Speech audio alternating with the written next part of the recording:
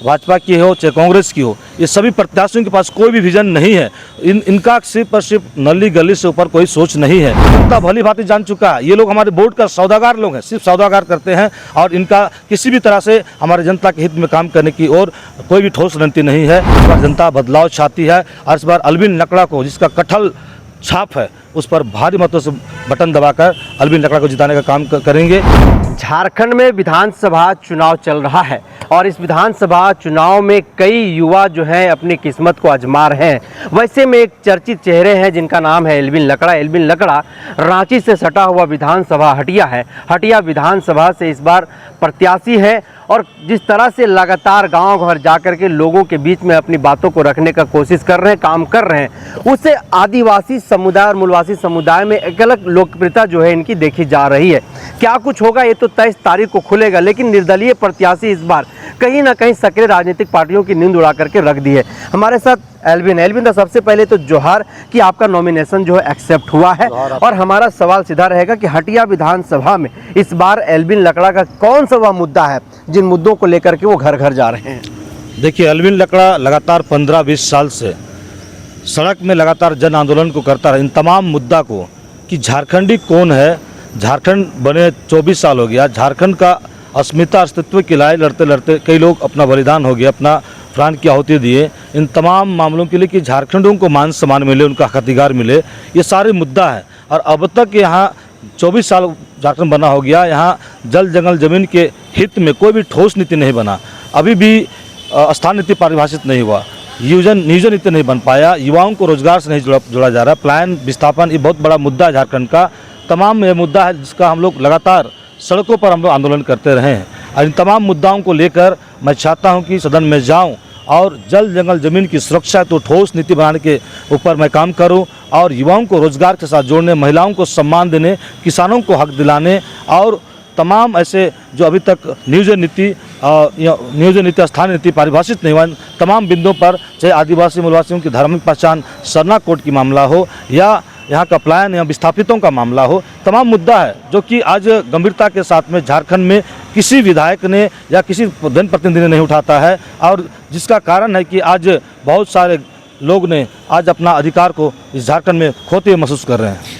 दो बड़े चेहरे हैं हटिया विधानसभा में जो वर्तमान में प्रत्याशी हैं। एक तो नवीन जायसवाल हैं जो 2 टर्म के विधायक हैं, वो हैट्रिक लगाने के लिए इस बार जो है वो कड़ी मेहनत कर रहे हैं। दूसरी तरफ अजय नाथ शाहदेव जो इंडिया गठबंधन के तौर पर, इंडिया गठबंधन से उम्मीदवार जो हैं वहाँ पर, उस बीच में अपने आप को एल्विन लकड़ा कहाँ देख पा रहे हैं और क्या इन लोगों की जो अपनी दावेदारी है उससे बेड़ा पार कर पाएंगे एल्विन लकड़ा? किस तरीके से अपनी लड़ाई उन दोनों के बीच में देख पा रहे हैं?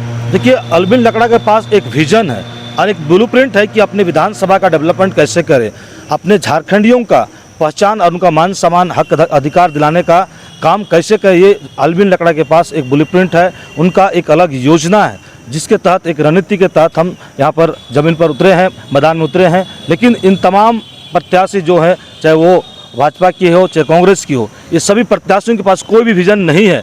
इनका सिर्फ और सिर्फ नली गली से ऊपर कोई सोच नहीं है। हमारा यहाँ के जनता के लिए, हमारा क्षेत्र के जनता के साथ साथ राज्य की जनता के लिए एक ऐसा ब्लूप्रिंट है जहाँ यहाँ के जनता के लिए नीति निर्धारित हो, यहाँ के जनता के लिए आवाज़ बने, उनका हक अधिकार के लिए मैं सदन की पटल पर बात को रखूँ, ताकि मजबूर करूं, ताकि निश्चित तौर पर सरकार किसी का भी बने वहाँ मेरा ऐसा भागीदार रहेगा कि आने वाले समय में हमारे क्षेत्र की जनता का, चाहे मूलभूत सुविधा की बात हो, चाहे जल जंगल जमीन के अधिकार की बात हो, भाषा संस्कृति की बात हो, परंपरा की बात हो, 5वीं अनुसूची में जो पेशा एक्ट के तहत बहुत सारे कानून जो प्रधान जो हमारे अधिकार जो हमारे दिया गया, आरक्षण की बात हो, युवाओं को रोजगार की बात हो, महिलाओं के सम्मान की बात हो या प्लान युवा और तमाम ऐसे बातों को जो हम लगातार सड़क पर मैं आंदोलन करता रहा हूँ, इन मुद्दाओं को लेकर मैं सदन में जाना चाहता हूँ। और सबसे डिफरेंट है कि मैं आदिवासी मूलवासियों हक अधिकार के लिए मैं लड़ना चाहता हूँ, जो अब तक नहीं हुआ झारखंड में, उससे मैं सदन में चुनौती देने का काम करूँगा। हटिया विधानसभा को एल्विन जी हम देखते हैं तो वहाँ पर देखिए IIM है, विधानसभा है, हाई कोर्ट है, HSC जैसे बड़ा उद्योग है वहाँ पर। उसके बाद भी वह जो विधानसभा है, अगर उस विधानसभा के गांव घर में हम लोग चल जाते हैं, ग्रामीण क्षेत्रों में चले जाते हैं, तो आज भी वह जो विधानसभा है वह विकास का बाट जो रहा है। आज भी जो है विकास को लेकर के वो आंखें टकटकाए हुए हैं कि अब हमारे गांव तक विकास पहुंचेगी। आखिर क्या लग रहा है कि जो अब तक वहां से जनप्रतिनिधित्व किए हैं, जो प्रतिनिधित्व किए हैं, वहां की जनता ने जिन्हें अवसर दिया है और जिन मुद्दों को लेकर के वो सदन तक गए हैं, आखिर उन मुद्दों पर उन्होंने काम क्यों नहीं किया? और आज भी इतने बड़े उद्योग होने के बाद, विधानसभा, हाईकोर्ट होने के बावजूद भी आखिर विकास क्यों नहीं हो पाया? क्या लग रहा है, इच्छा शक्ति कमी थी या फिर केवल वहाँ के लोगों को छला गया है, ठगा गया है? कैसे देख रहे हैं आप? देखिए, हमारे क्षेत्र में जितने भी अब तक सरकारी योजनाओं को धरातल में लाने के कारण हजारों परिवार विस्थापित हुए हैं। जिस उद्देश्य के साथ विकास के नाम पर ज़मीन लिया गया, आज भी जो रैयत है उनका घर उजाड़ा गया है, उन्हें नौकरी तक नहीं मिला गया, उनको मुआवजा तक नहीं मिला और तमाम परिवार को बेघर किया गया है। और वैसे जनप्रतिनिधि जिन्होंने लगातार विधायक बना है या लगातार विधायक बनने की ओर आगे बढ़ा है, उनके पास अपने लोगों के हक अधिकार के लिए आवाज़ बनने या उनका मुद्दा को सदन में रखने का कोई भी इच्छा शक्ति नहीं है। वो नहीं चाहते हैं कि यहाँ के लोगों का हक अधिकार मिले।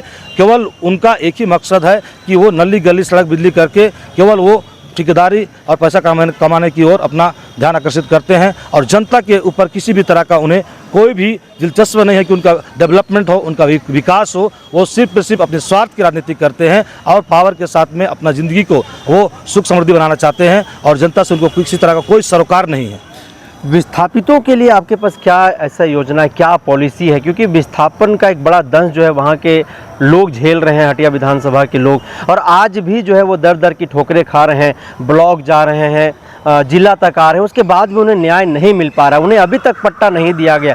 इसको लेकर के आप क्या सोचते हैं और क्या आपके पास विजन है, और विस्थापितों को कैसे आप न्याय दिलाइएगा, कैसे आप लड़ाई लड़िएगा? विस्थापित हमारे विधानसभा क्षेत्र का बहुत बड़ा मुद्दा है, चाहे वो HSC बनने की बात हो, विधानसभा की बात हो, हाईकोर्ट की बात हो, IIM की बात हो, तमाम ऐसे सरकारी योजना जिसके लाने के कारण जिसके तहत कि हमारे कई गांव उजाड़े गए हैं, कई परिवार बेघर हुए और अब तक उनका जो अधिकार है वो नहीं मिला है। निश्चित तौर पर इनका जो अधिकार है उसके लिए मैं संघर्ष करूंगा। अंतिम चरण तक, अंतिम प्रारूप तक मैं सदन में उनके हक अधिकार के लिए नीति बनाने का काम करूंगा कि वैसे लोगों के लिए ऐसा पॉलिसी बने कि उनको उनका हक मिले। यदि ज़मीन अब तक HSC बनने के कगार में है और ज़मीन खाली ब्लैंक पड़ा हुआ है, वो ज़मीन उनको वापस मिलना चाहिए। इस दिशा में मैं काम करूंगा। और दूसरी बात है कि यदि उस परिवार का ज़मीन वहाँ गया है और किसी प्रकार की सरकारी योजना बना है तो वहाँ पर उन्हें नौकरी दिलाने की तरफ मैं उनका सदन में बात को रखूँगा। और दूसरी बात है कि मैं वैसे लोगों को जिनको अभी तक मुआवजा नहीं मिला है, मुआवजा भी दिलाने का काम करूंगा। और वैसे परिवार जिनको अभी तक नौकरी भी नहीं मिला है, मैं नौकरी दिलाने के क्षेत्र में मैं अपने शक्ति के साथ में अंतिम तक लड़ूंगा और वहां अंतिम प्रारूप देने तक मैं सरकार से, चाहे जितनी भी सरकार हो, निश्चित तौर पर मैं सदन में जाऊंगा। तो इनका विस्थापितों का मुद्दा को मैं आगे लेकर सबसे पहले रखने का काम करूंगा ताकि उनको हक दिला सके। गांव घर के लोग कहते हैं, जो आदिवासी समुदाय से आते हैं, कि हम लोग झूठ प्रपंच का शिकार हुए हैं। विकास के नाम पर, विस्थापितों को अधिकार देने के नाम पर, रोजगार देने के नाम पर।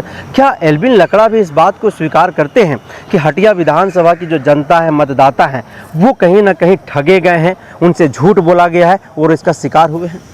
ये एकदम निश्चित है कि जनता सिर्फ वोट बैंक बन कर रही है।